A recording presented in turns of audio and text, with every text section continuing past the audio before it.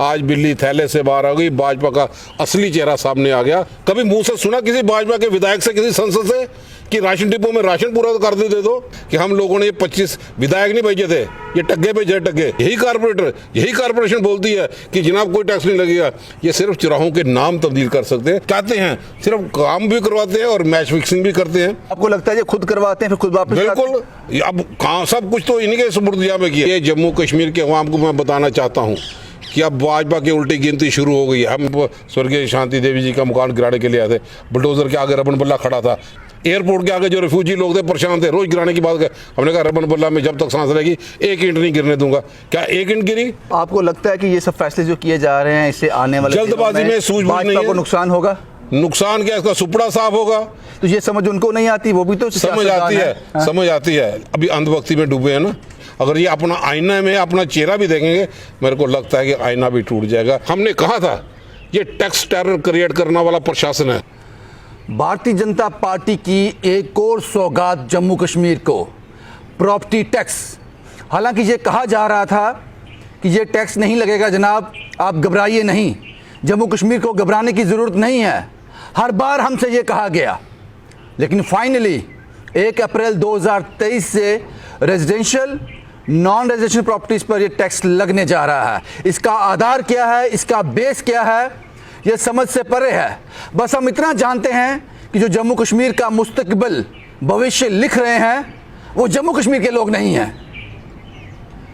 इस सब पर चर्चा करने के लिए मेरे साथ हैं फॉर्मर मिनिस्टर, कांग्रेस से आते हैं रमन बल्ला साहब।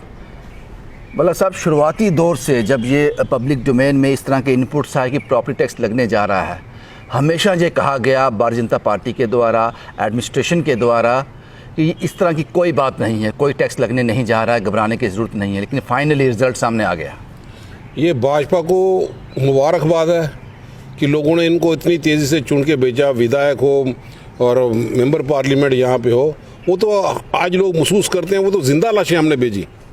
आज जिस ढंग से ये प्रहार जम्मू कश्मीर के अवाम पे यहाँ पे किया गया, नोटबंदी के बाद और रियासत का दर्जा छीनने के बाद, हम जम्मू कश्मीर का अवाम ऑलरेडी पैरालिटिक मोड पे था, पैरालिसिस इन लोगों ने कर दिया। आज जो कसर बाकी थी, ये प्रहार करके जम्मू कश्मीर के अवाम को मैं समझता हूँ बिल्कुल मार दिया। और मारने वाले कौन लोग हैं? अगर भाजपा अपने आप को पल्ला भी झाड़े, वो झाड़ नहीं सकती। हम याद रखेंगे भाजपा को, लोग चुन चुन के बदला लेंगे। कहाँ पे नोटबंदी से शुरुआत यहाँ पे हुई, 2014 के बाद जो स्कैम, रिक्रूटमेंट स्कैम हो गए, लोगों के पास रोज़गार नहीं। हाल ही में अपने पुलिस बटालियन के रिजल्ट भी आपने देखा, वो भी विड्रा करने पड़े। जब रोज़गार नहीं, कोरोना के सिलसिले में उस बीमारी से अभी तक लोग अपने पाँव पे खड़ा नहीं हो पाया। छोटा दुकानदार हो, बड़ा दुकानदार हो, GST को लेके हो, आए दिन जो बातें यहाँ पे करते थे, बहुत बड़ा विकास करेंगे, कोई इन्वेस्टर यहाँ पे जम्मू कश्मीर में नहीं आ पाया। और उस वक़्त ये भाजपा जो वन नेशन और वन ये कानून की बातें करते हैं, ये जम्मू कश्मीर एक रियासत रही है, ये अपने किस्म की एक रियासत है। यहाँ पर रिसोर्सेज कोई नहीं है और ये रियासत को तोड़ के यूटी में तब्दील कर दिया गया। जब आर्थिक व्यवस्था जम्मू कश्मीर में किसी अवाम की नहीं है, बेरोज़गारी चरम सीमा पर यहाँ पे है, कोरोना के सिलसिले में लोग गैस के कारण वो मारे गए, प्रॉपर वो मुआवजा अभी तक उनको नहीं यहाँ पे दे पाए।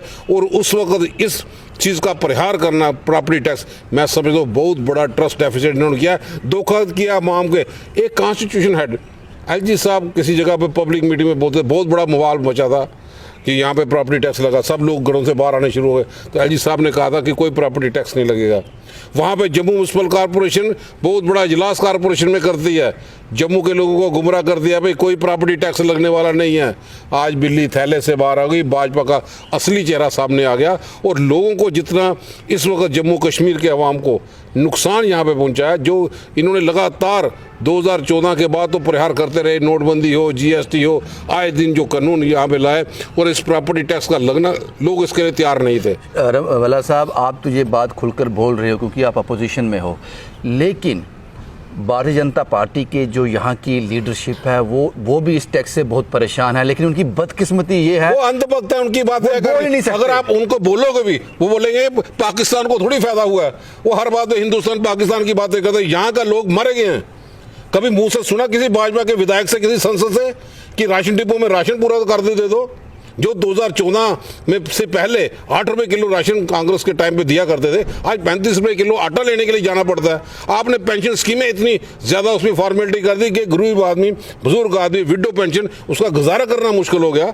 आप कैरोसिन ऑयल में जो सब्सिडी में जो चीज़ें यहाँ पे मिलती थी वो गायब हो गई राशन डिपो में, उसकी तरफ आज बात तवज्जो यहाँ पे दे। मैं वही कह रहा हूँ कि जितने परेशान आप हो, आप कम से कम बोल तो पा रहे हो ना, वो लोग भी परेशान है, लेकिन उनको भी समझ नहीं आ रहा कि ये हो क्या रहा है। वो जिंदा लाशें हैं। आज लोगों ने महसूस किया कि हम लोगों ने ये 25 विधायक नहीं भेजे थे, ये टग्गे भेजे, टग्गे जिनको बोलते हैं कोई यहाँ के लोगों की नब्ज नहीं पहचान सके, इसलिए नहीं भेजे थे कि आप डोगा प्रशासित प्रदेश का पहले तो सर्कल हम कर दो, रियासत के टुकड़े कर दो, फिर यूटी में तब्दील कर दो, और यूटी में तब्दील करके भी, और यही बार लोग, यही कारपोरेटर, यही कारपोरेशन बोलती है कि जनाब कोई टैक्स नहीं लगेगा।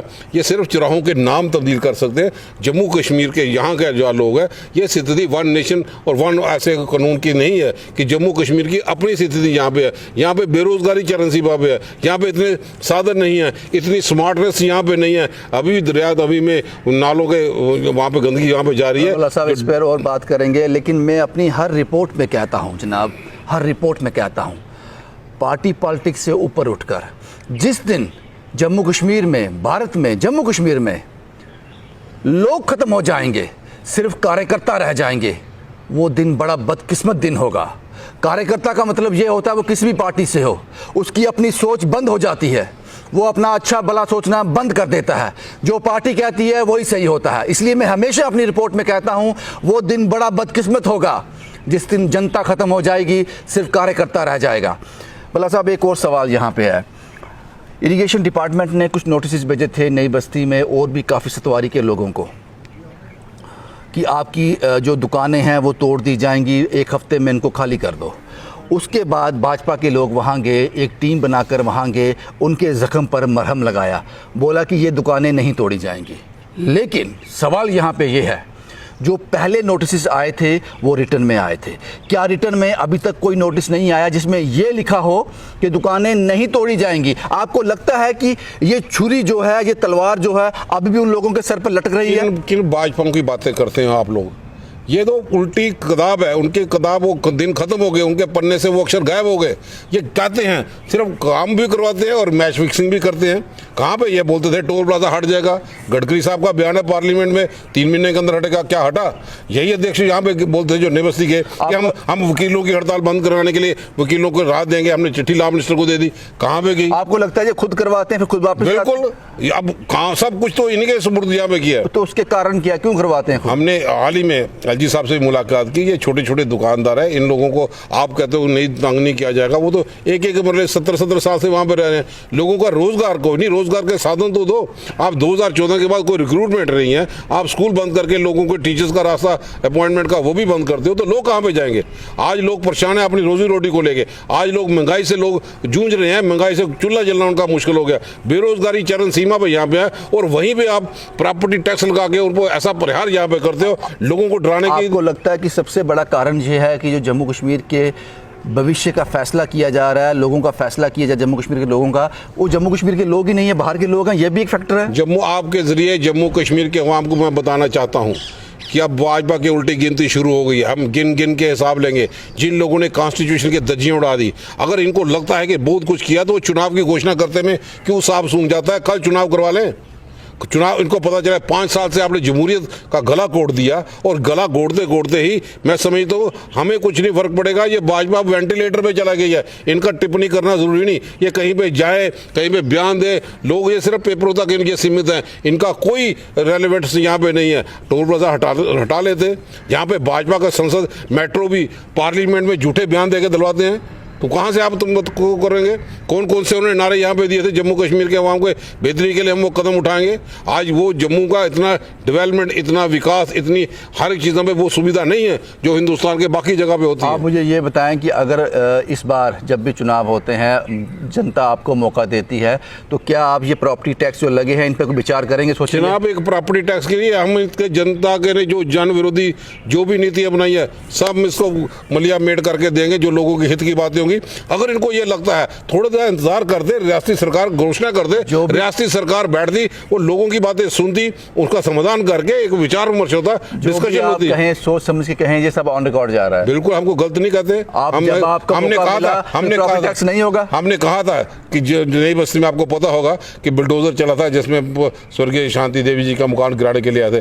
बुलडोजर के आगे रमन बल्ला खड़ा था, क्या एक ईंट भी गिरी? एयरपोर्ट के आगे जो रिफ्यूजी लोग थे परेशान थे, रोज गिराने की बात कर, हमने कहा रमन बल्ला में जब तक सांस रहेगी एक ईंट नहीं गिरने दूंगा। क्या एक ईंट गिरी? रमन बल्ला पीछे से हटा, वो मकान भी गिरा दे। आप खुद ही बताओ कौन सा ऐसा मकान है जिसको रिहेबिलिटेट एयरपोर्ट में यहाँ के प्रशासन ने किया? एक आदमी का नाम बता दो। सब किराए के मकानों में रह रहे हैं, क्या वो लोग नहीं है? कौन जिम्मेवार है इसके लिए?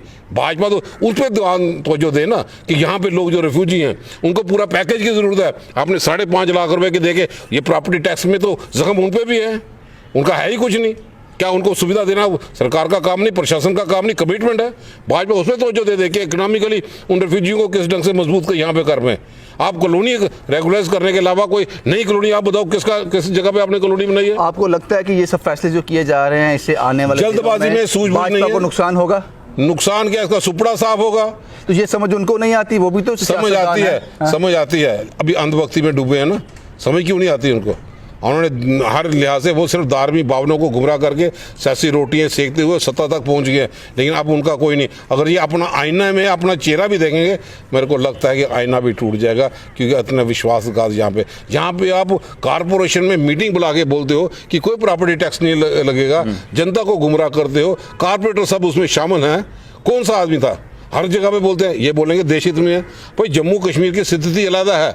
आप प्रॉपर्टी टैक्स से आम इलाकों में कोई सुविधा इतनी नहीं है। अभी नरेगा की जैसे लाइबिलिटी में बहुत देहातों के लोग भी परेशान हैं, जिसमें रोजगार 100 दिन का यहाँ पे मिला करता था। आज हर एक चीज़ के लिहाज से इस वक्त जब नोटबंदी आपने लगा दी, आतंकवाद की कमर तोड़ेंगे, आपने यहाँ पे रजौरी तक तो दस्तक देंगे, आपके सिद्धड़ा नगरोटे तक वो एनकाउंटर हो गया। कहाँ पे ड्राइवर है? लोग पूछते हैं, बता रहे कहाँ पे? वक्त आ गया इलेक्शन का। हम चाहते हैं कि इलेक्शन कल करा दें। जब इलेक्शन की बातें करते हैं तो बोलते हैं नहीं हालात साजगार नहीं है, तो ऐसे दिल्ली में वहाँ पे बोलते हैं कि हमने जो ऐसा कर दिया परिंदा भी पार नहीं मारेगा। तो आप जम्मू बेस्ड एम्प्लॉइज यहाँ से उनको वापस ही ले जाओ, उनकी जायज़ मांग है, हम उनका समर्थन करते हैं। रिजर्व कैटेगरी के लोग हैं, वो जान दिल्ली पे काम करते थे, आप ट्रांसफर पॉलिसी बना दो 10 साल 12 साल जितने भी है, ताकि जो 10 साल 12 साल के वहाँ पे लगे वो अपने घरों में तो रहे। तो वहाँ भी हो कश्मीरी माइग्रेंट हो, सैलरी उनको नहीं मिल रही, कैजुअल लेबर आप लोगों ने रेगुलाइज नहीं कर रहे। उस वक्त जहाँ पे जिस घर में कैजुअल लेबर थे आप डेली वेजर में नहीं लगा रहे, रोजगार किसी घर में नहीं। आप सर्वे करा के देखिए किस घर में खुशी का मोल है।